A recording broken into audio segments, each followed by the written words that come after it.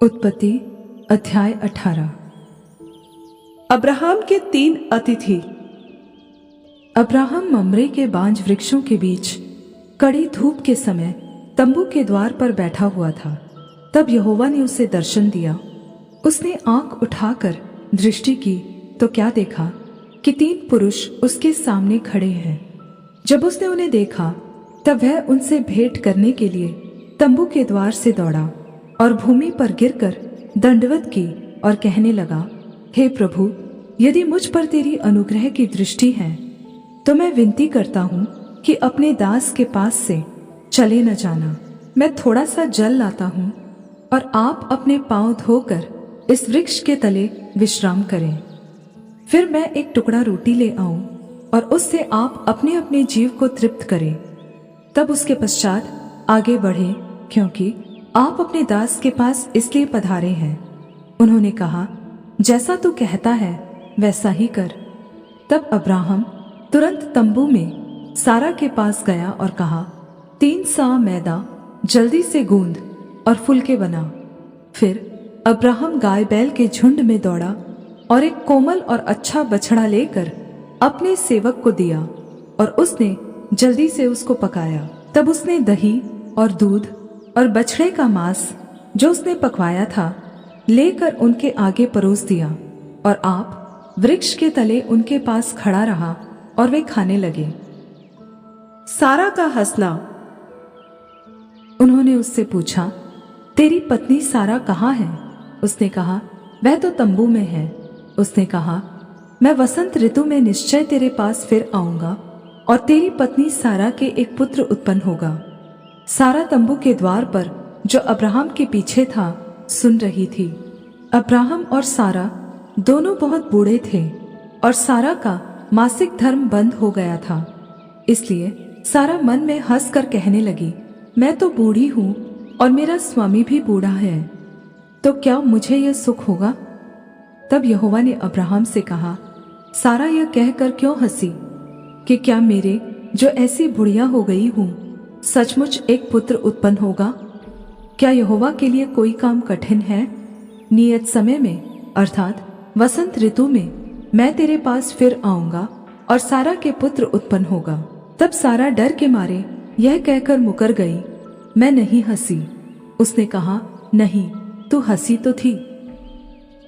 Abraham का सदोम के लिए निवेदन।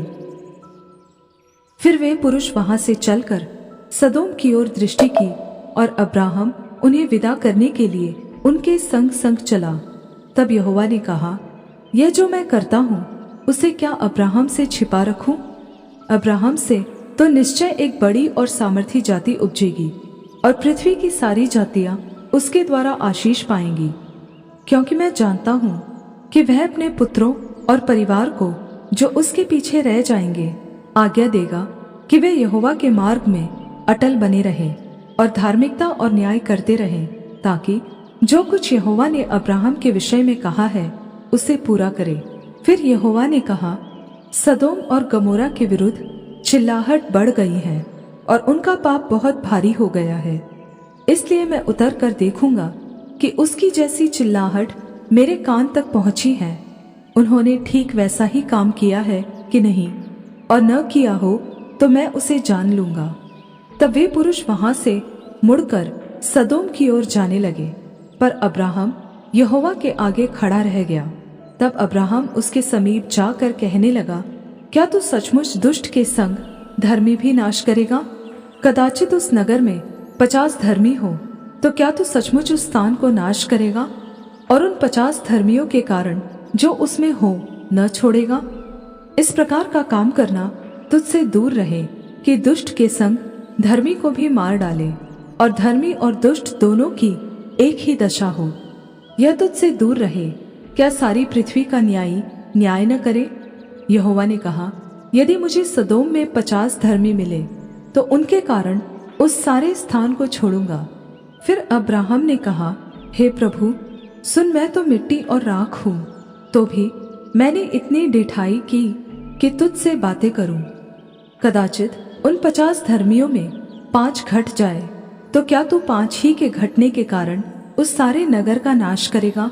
उसने कहा, यदि मुझे उसमें 45 भी मिले तो भी उसका नाश न करूंगा। फिर उसने उससे यह भी कहा, कदाचित वहां 40 मिले। उसने कहा, तो मैं 40 के कारण भी ऐसा न करूंगा। फिर उसने कहा, हे प्रभु, क्रोध न कर, तो मैं कुछ और कहूं, कदाचित वहां 30 मिले। उसने कहा, यदि मुझे वहां 30 भी मिले तो भी ऐसा न करूंगा। फिर उसने कहा, हे प्रभु, सुन, मैंने इतनी ढिठाई तो की है कि तुझसे बातें करूं, कदाचित उसमें 20 मिले। उसने कहा, मैं 20 के कारण भी उसका नाश न करूंगा। फिर उसने कहा, हे प्रभु, क्रोध न कर, मैं एक ही बार और कहूंगा, कदाचित उसमें 10 मिले। उसने कहा, तो मैं 10 के कारण भी उसका नाश न करूंगा। जब यहोवा अब्राहम से बातें कर चुका तब चला गया और अब्राहम अपने घर को लौट गया।